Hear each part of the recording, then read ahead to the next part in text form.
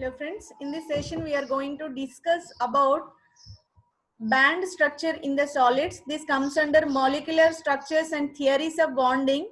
How bonding is possible in the molecules, based on what kind of bonding. Some of the molecules are behaving like conductors, some of the molecules are insulators, some other molecules are in between these two. Those are called semiconductors. Okay, so in this session we are going to discuss about why metals are good conductors of electricity and what is the reason, what is the exceptional reason compared to remaining all, how this kind of flexibility is generated in metals, and what is meant by this band structure, what is the mechanism involved in this, and how the conduction of current is possible. That thing we are going to discuss in this session.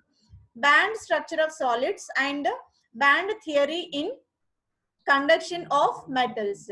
In order to explain this band theory, so again it lays on the main principle of molecular orbital theory. When we are taking molecular orbital theory, any two atoms get combined, there is a formation of two molecular orbitals. One is bonding molecular orbital, second is anti-bonding molecular orbital.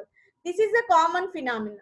But when we are taking more number of atoms when combining at a time, so when we are taking a metal, metal is a close packed system. In three-dimensional way, it is closely packed and there is no space in between all the atoms.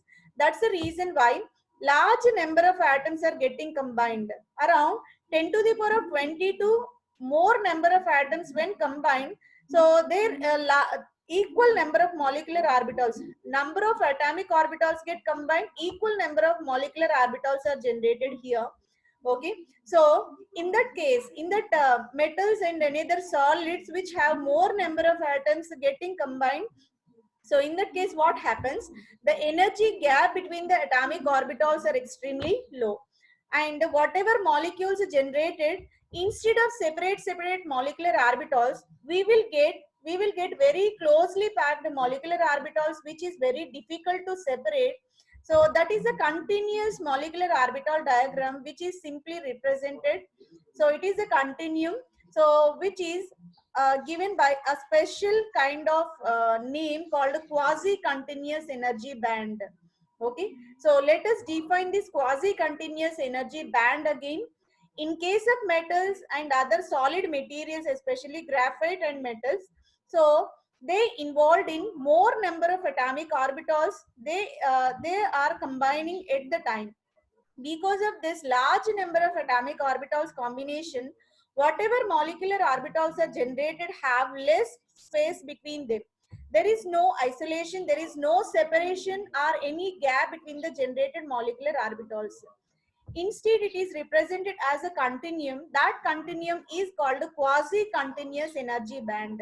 Quasi-continuous energy band in the sense, so it is not possible to separate which is bonding orbital, which is anti-bonding orbital, and there is no gap between bonding anti-bonding orbitals, and almost all the orbitals have equal amount of energy, which is designated as quasi-continuous energy band. Okay, the molecular orbitals formed are delocalized group of continuous energy levels called bands. So because instead of single lines, there is a bunch of lines are there. That's why we can say it is the band. Instead of signals, we can say these are called bands.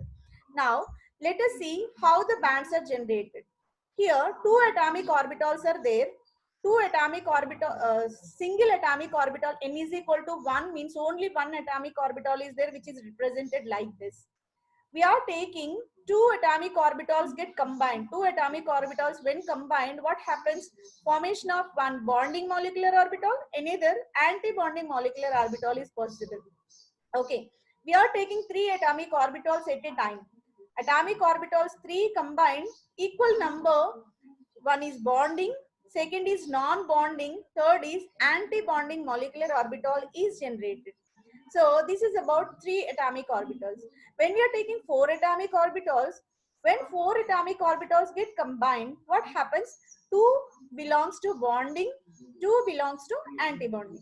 As already we know, bonding always stood at the bottom place because they are highly stable, and anti-bonding molecular orbitals are highly energized. this energy is improved. Energy is improved for this antibonding molecular orbitals.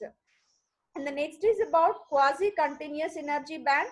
So when n number of atomic orbitals get combined, what happens? Instead of a single lines, there is a formation of quasi-continuous energy band is generated. So this is about the band theory in case of solids. This is called band theory in case of solids. When atoms come together to form the compound, their atomic orbital energies mix to form molecular orbitals. As more atomic orbitals begin to mix, more molecular orbitals are generated. Expected that many of these energy levels will start to very close, even completely degenerated. All the molecular orbitals are said to be degenerated and they are used to form band of energy. Continuous band of energy is formed due to the combination of molecular orbitals which having closure energy.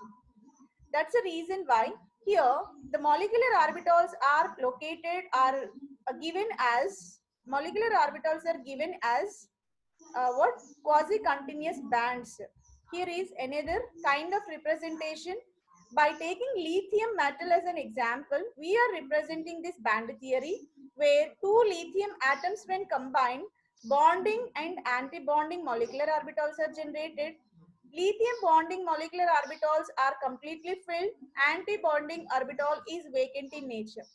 When we are taking three lithium atomic orbitals are in combination, here the formation of bonding, non-bonding, anti-bonding, three are generated. Here bonding is completely filled, non-bonding is half filled, and anti-bonding is empty orbital will be there. When we are taking four lithium atoms when combined, there is a formation of two bonding molecular orbitals and two anti-bonding molecular orbitals. These two bonding molecular orbitals are completely filled and two anti-bonding molecular orbitals are empty in nature. This is about band theory in case of lithium. So now a special type of condition is generated in case of metals. What happens? Valence level is called inertial, where inertial doesn't participate in any kind of bonding. So in case of lithium, valence level is completely filled, and the valence level of all the lithium atoms when combined, one is completely filled energy band is generated. This is completely filled energy band. And this 2s and 2p of lithium is called valency shell. 2s shell have one electron in this. Okay, when n number of 2s orbitals of lithium combined, half filled 2s energy band is generated. At the same time 2p is vacant, which is called valency band. 2s is called conduction band. This 2p vacant band is there, which is completely empty. This empty band is overlapped with 2s band. So because of less energy gap, these two are completely overlapped. Here half filled is there, here completely vacant orbital is there, so that the electrons from 2s orbital now excited into empty 2p orbital because of less energy gap. Excitation or movement of electrons nothing but electricity. In that way metals are good conductors of electricity.